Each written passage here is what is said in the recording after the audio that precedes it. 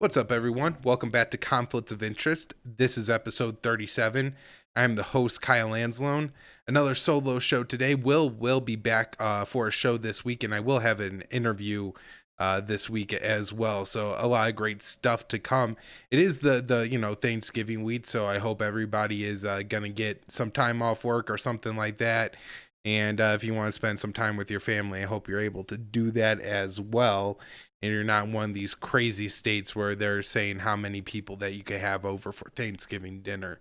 The absurdity of that and the size and the expansion of the state this year is just so extreme. And got a lot of stuff to talk about today, mostly war issues, but a lot of it is very, very important.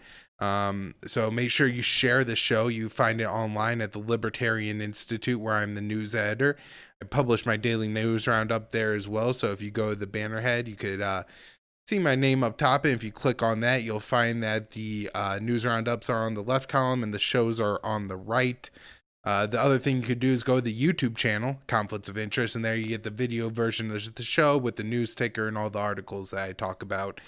Today, you're going to get to see a fantastic clip of one of my favorite senators. So with that, let's get into the show. The first thing I was going to mention today is I have been talking about the election results and what's going on with that. And it looks like the Trump administration will not prove the massive systemic corruption that they're claiming. Another member of their legal team that a lot of people are touting as the one who was really going to get it done. That was Sidney Powell, has been removed from the team by the administration. Although General Flynn, that guy seems to really be into like the more conspiracy end of the QAnon stuff. Says that she's gonna keep fighting or whatever the hell.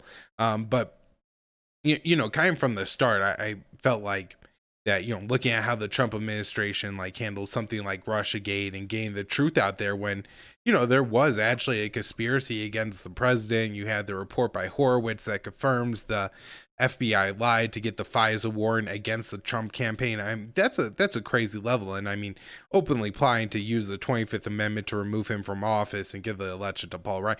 All these, crazy Russiagate things, but Trump never really effectively articulated that.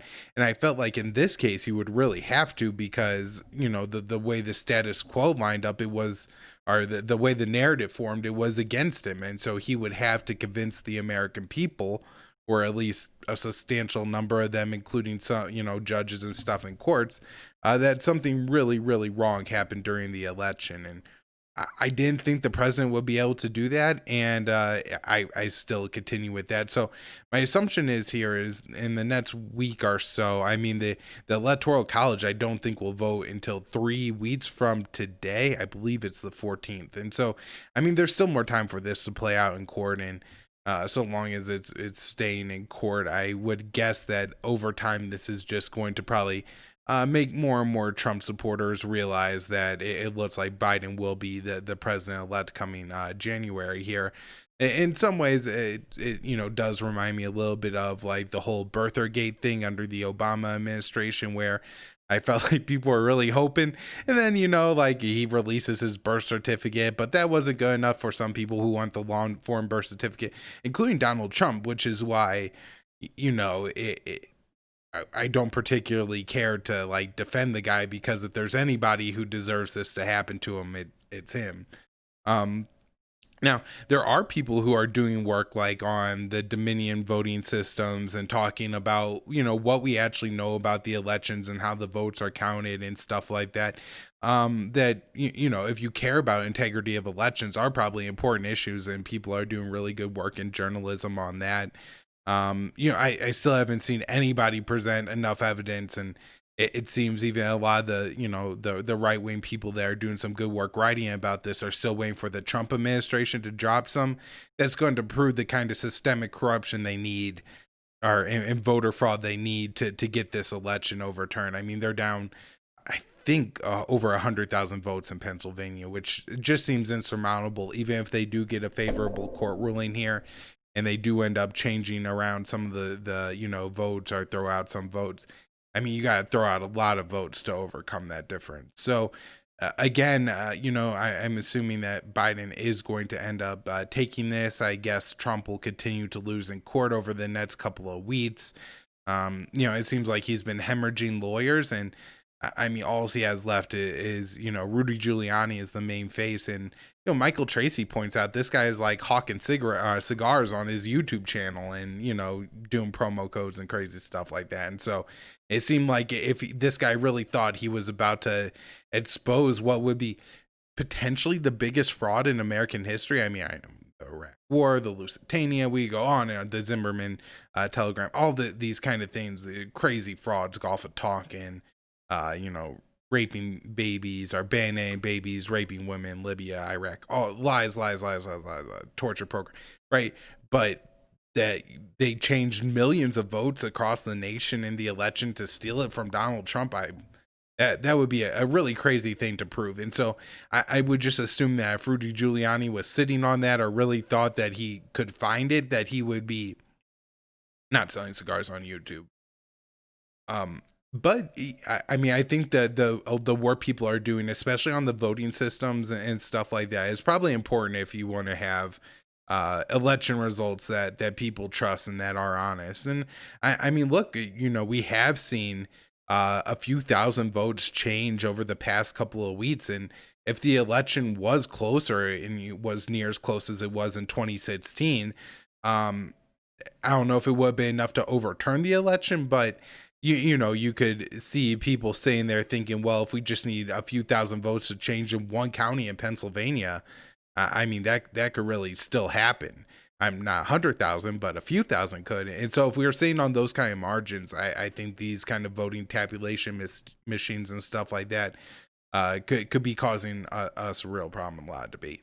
But that's enough of the election news for today. I do plan on sometime this week talking about the announcements that Joe Biden is, I believe, going to make on Tuesday officially, but the reports have surfaced and nobody is doubting them. And that is Michelle Flournoy will be Secretary of Defense, which is horrifying. And then Anthony Bilkin will be Secretary of State, which I think may be a better choice than Susan Rice, but it's a marginal difference.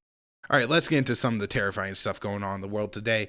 This is from the morning email I get from the American Committee for East-West Accord, which if you're not signed up to that, you should really think about doing that. Along with like antiwar.com, it's one of the most important places to look at every morning because they have the most important news going on between the U.S. and Russia.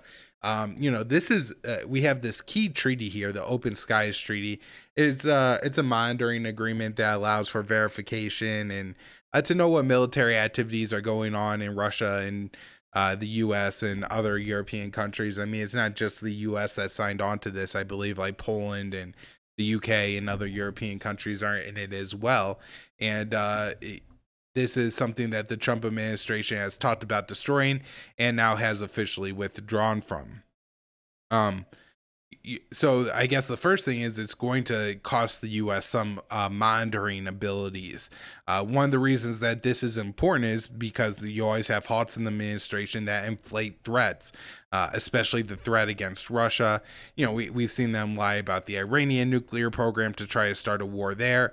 And so it's very important to combat these narratives dealing with, nuclear weapons and stuff like that, because any amount of hawkish rhetoric, even if it's untrue, saying Russia's developing a new type of nuclear weapon, will provoke the U.S. probably to spend hundreds of billions of dollars on new kinds of weapons, carry out all kinds of show of force missions against Russia, possibly withdraw from other treaties, or even get into the really scary territory of talking about like a first strike or, a bloody nose strike or some kind of actual military action against Russia.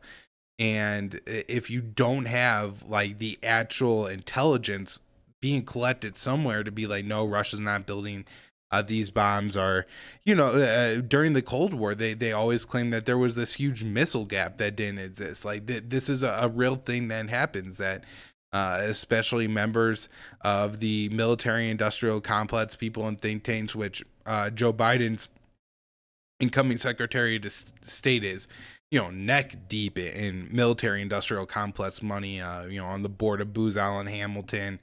Her, I believe, firm West End Gazettes, which is a DC lobbying firm, paid some of the most money from arms makers, CNAS, another one that she's a part of. So these organizations are going to try to inflate the threat against Russia. If you don't have actual monitoring agreements that allow for intelligence to be collected, it's very easy for this to just run amok. Now, it's not that we always get our hands on this intelligence anyways, and so it's not a foolproof. This is going to prevent them from lying to increase tensions with Russia, but it definitely helps, and Trump getting out of it is disturbing. But this has been a long time coming. I've talked about it a lot on my former show, Foreign Policy Focus, just to detail that, like, hey, this is something that the U.S. is getting out of. Now, I think one of the things that's going to happen here is that since the U.S. has other allies in the deal, I think the Russia has like Bulgaria or Belarus that's in the deal, and they are, help out with some of the Russian overflights or flying over U.S. or European territory or something like that. But my guess is that the U.S. is going to essentially have its NATO allies try to carry out the same kind of missions that the U.S. was carrying out, flying over Russia, and then deny Russia the ability to fly over the U.S. And then the U.S. is going to claim that Russia is breaking the treaty by not allowing the Europeans the surveillance flights over Russia. So this is a very disastrous, potentially move. It's, I don't think this is maybe as important as the anti-ballistic missile treaty or the INF treaty that Trump has already withdrawn from. Certainly not as important as the New START treaty that could expire just days until Biden's term if he doesn't, decide to save it. But this is a bad start, and I imagine that if Biden does try to negotiate a New START extension with Russia, these kind of flights would be helpful in monitoring and ensuring that the agreement is followed through by all parties, and hopefully Biden's able to re-enter this or something else, because like I said, there's other members of this treaty, so it's not like it's being completely dissolved. All right, well, moving on. And gonna just thank the sponsor of the show real quick, which is Paloma Verde. Paloma Verde sells CBD products, soft gels, extracts, gummies, even stuff for your pets, all kinds of great products over at Paloma Verde. And then when you go to the site, you could look at the information and get some ideas on how CBD could help you. It's a hectic year, and people are talking about if you go to Thanksgiving dinner, you're gonna kill grandma, but at the same time, people want to be around family and enjoy life and do the things that make life worth living. Work sucks and staying at home all day sucks and all this kind of stuff. And if you don't get at least enjoy Thanksgiving and Christmas and stuff like that, it could get pretty heavy. Or if you go and do enjoy it, you may feel a lot of anxiety because people are going to claim you're killing grandma. And so, the CBD could help take the edge off. It could also help a little bit with, aches and pains and stuff like that. It definitely helps me with my back pains. So check out the products. When you spend $75, you use the promo code PEACE at checkout and you save $25. And also when you do it, you support the show and you support the owner of Paloma Verde and his family. Carlos is a great guy. He's the host of his own libertarian podcast. He's a libertarian. And so if you're getting CBD products, get them from a libertarian. Check out palomaverdestore.com and then use the promo code PEACE. All right, let's get back to the show. Now, this next thing I'm going to play is a clip from, as I teased in the opening, one of my favorite senators. Not really. I hate this lady, Tammy Duckworth. And this is her responding to Trump's plan to remove some U.S. troops. I think this is actually her response to believing Trump would remove all troops from Afghanistan, but he's only going to withdraw to 2,500. But this is what she says. All of the military commanders have spoken up and said this is the wrong thing to do. We want our troops home, but let's not bring them home in body bags. And that's potentially what's going to happen if this president gets his way and puts his own political timeline ahead of our national security. All right, for those of you tuning in on YouTube, you are fortunate enough to not only be treated to that crazy, deranged rhetoric, but also a full 15 minutes of finger waving from the senator. So, what she said there is that if Trump ends a war, the troops are going to come home in body bags. This is Orwellian to a degree that I didn't know was really possible. To claim that ending a war would put U.S. not like okay, so she said ending the Iraq or Afghan war is going to put Americans at risk. This is like the Dan Crenshaw, Liz Cheney, God, what's that guy? Is Jason Crow line? This is hawkish, it's untrue, but at least it sounds credible. It like made sense to people, like from a logical standpoint. If you say, hey, we're fighting a war in Afghanistan against terrorists, so if we stop fighting against the terrorists, then it was going to give the terrorists more room to act against Americans. Like, you kind of see the progression there. But this is Trump saying that I'm going to bring the troops home, and she is saying that those troops will die. How? I don't know. I mean, these are almost exclusively, young, extremely healthy men and women. And so even if you pile them all onto a plane and they all get COVID, it's very likely that any of them are going to develop super serious cases. And, body bags, it may be one bag from seeing what happened on the USS Theodore Roosevelt, which I think there was more, U.S. personnel on that ship than in Afghanistan at this point. They end up, I think one person ended up dying of COVID, and there are several cases. But the idea that these troops could come, it's just insane. And I assume that a lot of this has to do with the Trump derangement syndrome, which is really a real thing. That people are so emotionally opposed to Donald Trump that even when he's doing something right, they go completely hysterical and, believe that he's still Hitler. And in this case, it just doesn't even on the face of it made sense. The other thing that's absolutely crazy is the person saying this. It's not Liz Cheney, who, is just some lady who has sat in Wyoming her whole life. And if she's been to Afghanistan, it's only been on like guided tours and stuff like that. And it's not, she hasn't seen the real thing. Tammy Duckworth had her legs blown off in Iraq, and it's still this insane. Like, every time that lady looks down, she's reminded of the cost of war, and that staying in that country literally means that you could come home in a body bag. Fortunately, in the past year, the Trump administration has worked out a deal with the Taliban that has generally led the Taliban to avoid attacking American troops. And so we haven't had, I think, hardly any, or maybe even any Americans die in Afghanistan this year. Certainly not very many. So it's not like the troops there are at super high risk.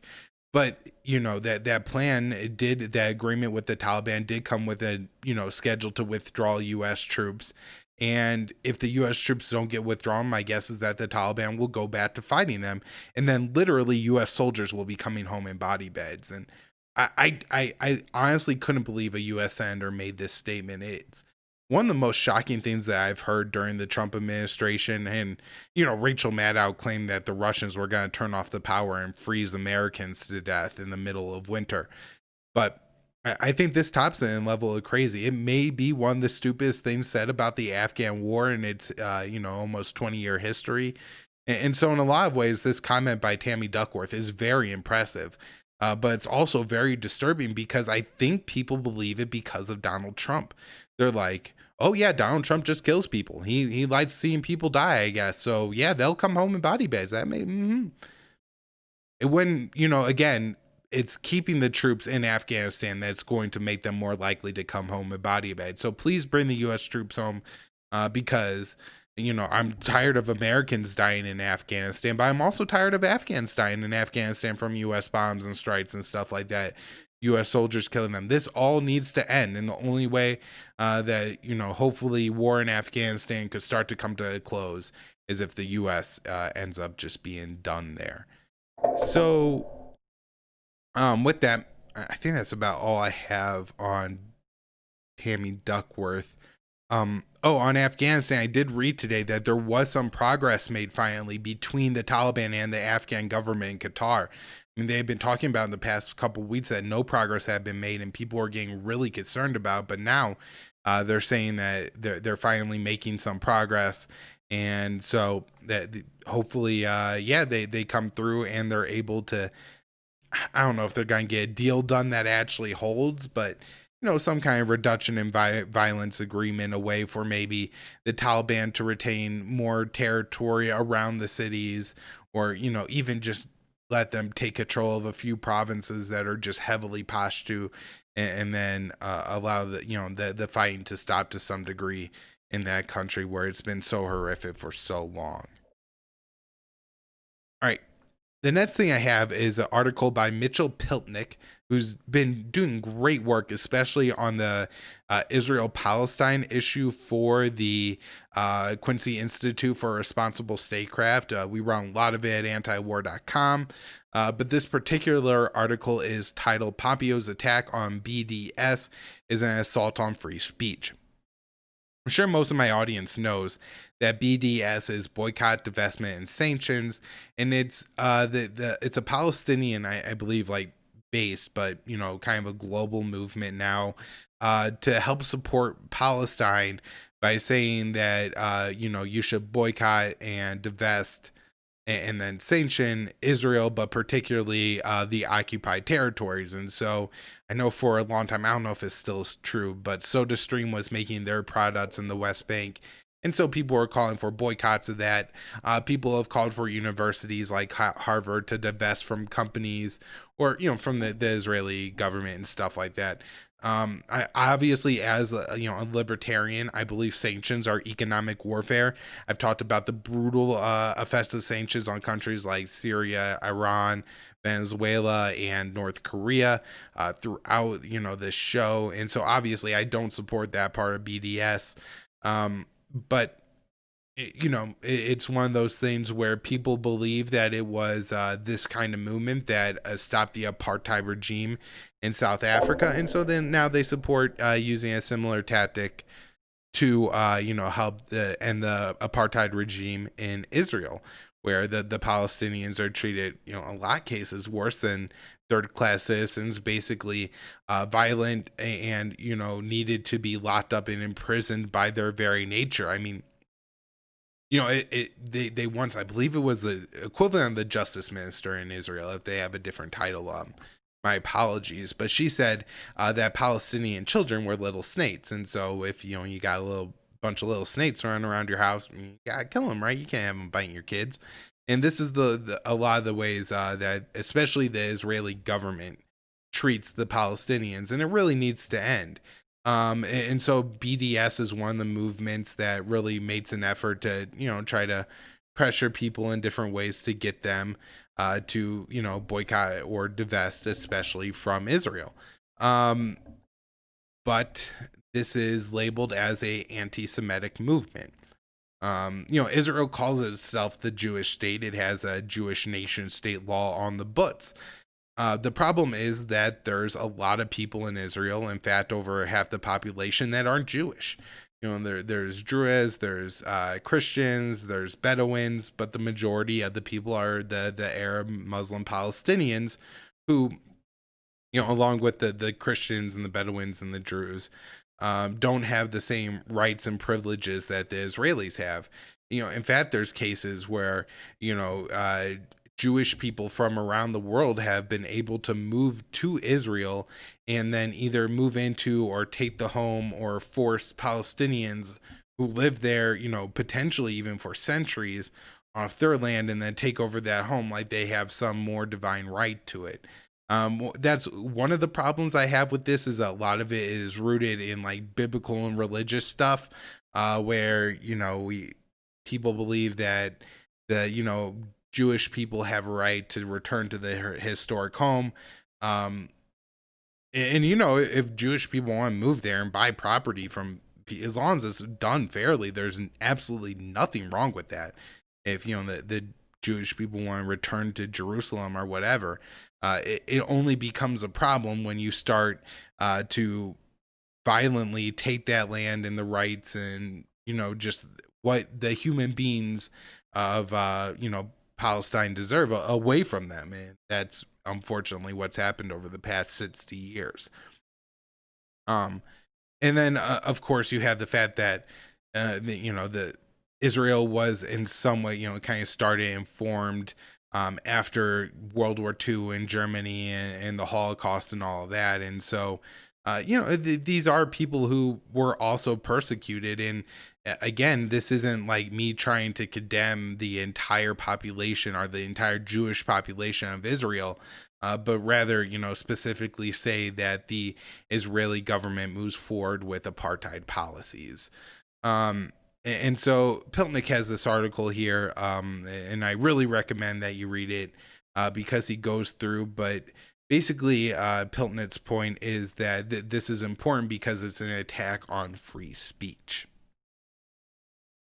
One of the ways that this is an attack on free speech is because that they're cutting off funding, but this is also a movement that has happened at the state level too. And so there's been people who do contract work with their state, teachers, stuff like that, who have been unable to keep their jobs unless they sign a pledge promising not to boycott Israel, which is something that you should have the right to do. If I don't want to buy products because they were made in a certain area of the world, it doesn't even necessarily have to be something like apartheid. I mean, if you have a problem with like sweatshop labor or something like that, and you don't want to buy Nike, that's your absolute right. Or if you're concerned about Uyghur oppression in China, which certainly exists, and it does seem like there's people in China who are more or less forced to work in subpar conditions and for subpar wages. I say this the most mild way possible just because I know it's a bold claim. But they're especially Uyghurs are forced to work in these conditions. And there's lists of companies that at least at some point were involved or taking advantage of those deals. And if you want to boycott that, that's absolutely your right. But Mike Pompeo is saying that in this case it isn't, and it's anti-Semitic. I think on top of it being a problem, for people who look to contract with the state, this was something I worked in schools before I moved over to doing this full time, and I gotta say I was really worried that this would be something that would be posed to me eventually. I lived in Massachusetts at the time, so I wasn't as worried about just being a little bit more of a liberal state. This didn't seem like something they would necessarily pass as much as some of the more conservative evangelical states. But if I wanted to move around or something, I was worried that this would essentially, put me in a real moral quandary where I wouldn't want to sign this from the sense that I should have the right to, boycott or protest or do whatever the hell I want to do. Not advocate for sanctions, but everything else. And it would be labeled as anti-Semitic. I think the bigger problem would be the cultural one too, though, and this kind of reinforces that any kind of movement for Palestinian rights is somehow equivalent to hating Jews, and that's just not what this is. This is being concerned about an oppressed group, not looking to attack a group of people who have been persecuted in the past. All right, moving on, I got a couple articles here from antiwar.com focusing on some statements made recently by U.S. CENTCOM General Kenneth McKenzie. The first one titled, this one by Dave DeCamp, CENTCOM Chief Warns of Iranian Escalatory Spiral. This is a concept that I talked a lot about on the show, especially referring to the Trump administration and then the Obama administration too, where, we put sanctions on people and we carry out these little kinds of operations that invite a response, and then that response has to be met with an American response. And this is an escalatory cycle that, with Iran in the past led to the U.S. Assassinating Qasem Soleimani, the Iranian general, at the Iraqi airport as he was acting essentially, just as I don't want to say diplomat because he is a general and everything and is involved with the military, militant groups in Iraq. But at the time he was there to try, I believe, to negotiate and start to work towards reducing tensions between Iran and Saudi Arabia. But instead the U.S., carried out, I believe it was a drone strike, killed the guy. as well as the leader of the Iraqi Shia militias, Mohandas, and this created a backlash from Iran that led to the 100 Iranian, I don't know if it was 100 Iranian missiles, 100 U.S. soldiers were injured by Iranian missiles that were fired at an Iraqi base. And so, this is the kind of escalatory strike or cycle that could, lead to a real war between the U.S. and Iran. I mean, again, another famous example is Iran shot down a U.S. surveillance drone.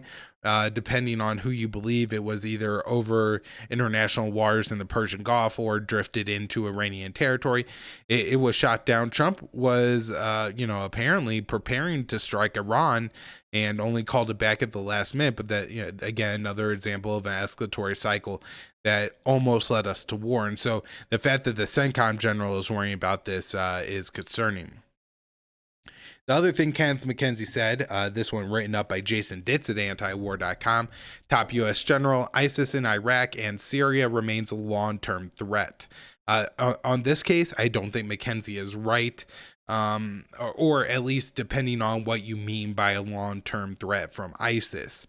So as an organization, I think ISIS has been diminished quite a bit by, different militaries in the region, especially Assad, Iran, and Russia, waging war against the Islamic State, but also the U.S.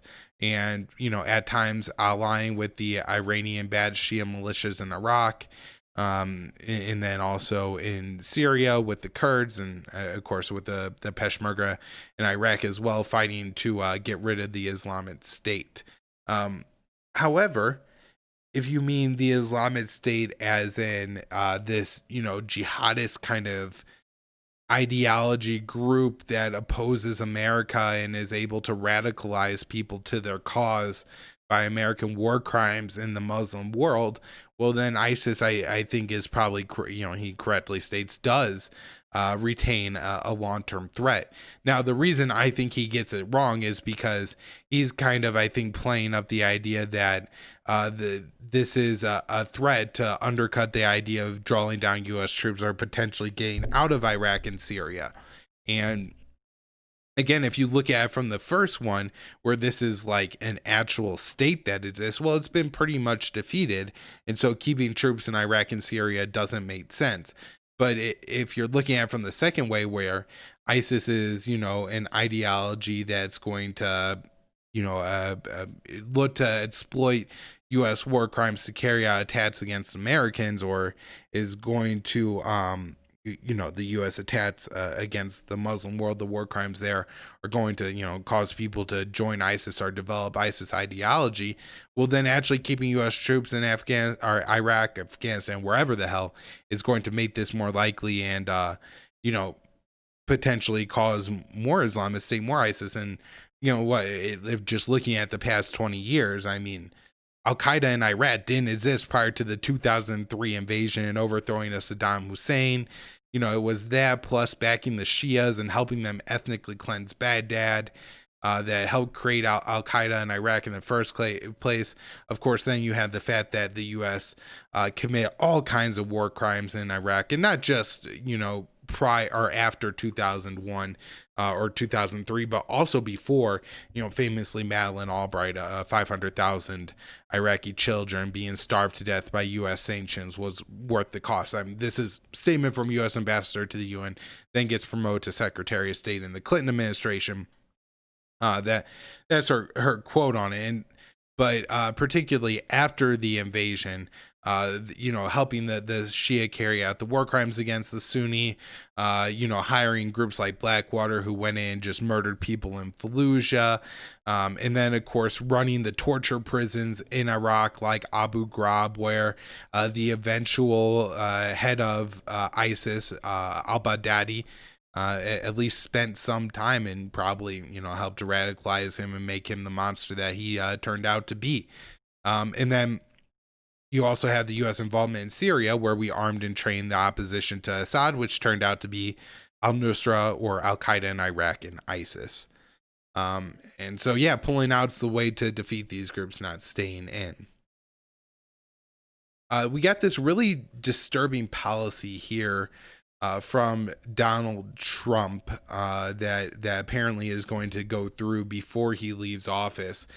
This article from Reuters is titled, Yemen aid workers say U.S. blacklisting of Houthis could cost lives.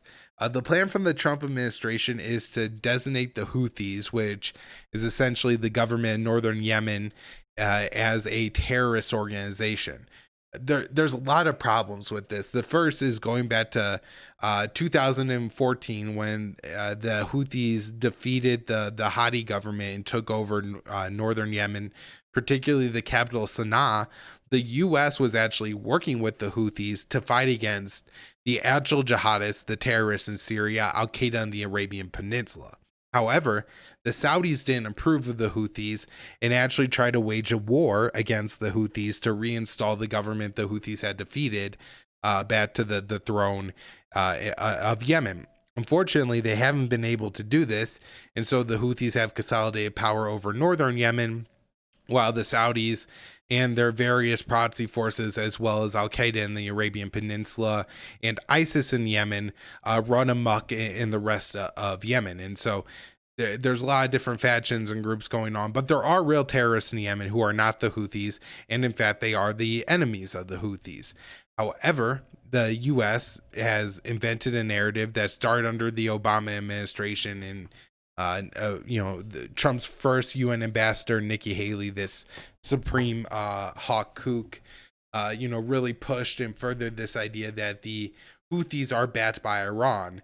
And so, any group that starts with the H, like Hamas or Hezbollah, and is backed by Iran, must be a terrorist. I'm guessing is kind of the calculation in the Trump administration at this point. Now, do the Houthis do things that are war crimes, and are they fighting a brutal war in their country? Absolutely, no doubt. No clean hands in Yemen, but the Houthis do not have the dirtiest hands. That would be the Saudis, the Emiratis, the Americans, and the jihadists, which have been backed by the Saudis and the Emiratis. So there you go. But there's real implications to this. First of all the international organizations have been taking time over the past couple of weeks and valuable resources to try to remove their American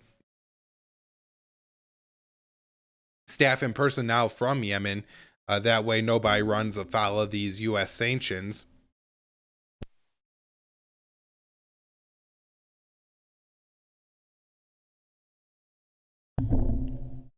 Excuse me. But then you also have the fact that if the sanctions start to hit the Houthis, it's going to make it a lot harder for aid groups to work with the Houthis. We've seen similar things play out in southern Somalia, where aid groups can't work with Al-Shabaab, which in a lot of ways rules southern Somalia. And so people end up suffering and dying simply because they can't get the aid they need in without running afoul of these U.S. sanctions. And it looks like that's going to start to happen in Yemen if Trump moves ahead with these sanctions against the Houthis. And it's one of those things where of all the terrible Trump policies, and he put kids in cages, that was awful. Sanctions may be close to the worst because we've had the Iraq, the Iraq years in the 90s. It's been proven that hundreds of thousands, mostly children, end up dying from the sanctions.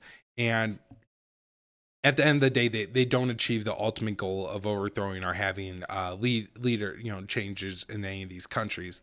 We already have reports from Jeffrey Sachs. I believe it's the Center for Economic Policy Research, CEPR, saying that about 40,000 additional people have died in Venezuela because of the U.S. sanctions that Trump applied. We have no idea what those numbers are in Iran, for example, but we know that there's insulin shortages and people can't get their cancer medications. And then, Yemen's been completely decimated by this war. And so it's hard to say, what's been a death from the blockade or sanctions versus what's been a death because Saudi Arabia has blown up the 3 closest hospitals that you live to. But nonetheless, this will exacerbate the problem and is probably one of the most terrible things that the Trump administration has done, applying sanctions against all of these countries and starving people to death. Last thing I have on today's show, A little bit good news to end the show. It is Thanksgiving week, and not that I think this bill will pass, but who the hell knows? This one from Dave DeCamp at antiwar.com. Bill introduced in the House to end the war in Yemen. All right, sounds good to me. Subhead: the bipartisan war powers resolution is similar to a bill vetoed by President Trump in 2019. The article says a resolution was introduced in the House on Thursday that calls for an end to the U.S. involvement in Yemen. The bill was introduced by Rep. Peter DeFazio. He's a Democrat and co-sponsored by members of the House, including 3 Republicans, and I believe Thomas Massey from Kentucky and Andy Briggs from Arizona are 2 of those Republicans. And so bipartisan is good, similar to something that has been introduced and passed in the past is good. The problem is that I'm not sure this is, even if this passes before we get to the end of the Trump administration, I'm pretty sure he could just sit on it and not do anything, and then it's just going to expire and go away. And I'm worried that the Democrats aren't going to be as interested in ending this war if it's Biden's war versus Trump's war. Biden may say, hey, I know, you want to end this war, and I'm going to move in that direction. But if you pass the war powers resolution, it's going to really tie my hands, and we have allies that are interested here. So what I need my, Democratic colleagues to do is to just hang with me and trust that I will end this war eventually. But for now, we can't pass a war powers resolution. And I don't see any way, you're going to get enough Republicans on board to pass this resolution. Especially, when you do have members of the House Freedom Caucus that are going to be great on this. In the Senate, you have, Rand Paul and Mike Lee, who have been great on this from the start. And I'm sure there's several other Republican senators who would vote on it at this point. But if you don't have pretty much all the Democrats on board, I don't think it's going to be enough. Especially if it's seen as like Republicans doing this to tie Biden's hands. Hell, he may even veto it like Trump did.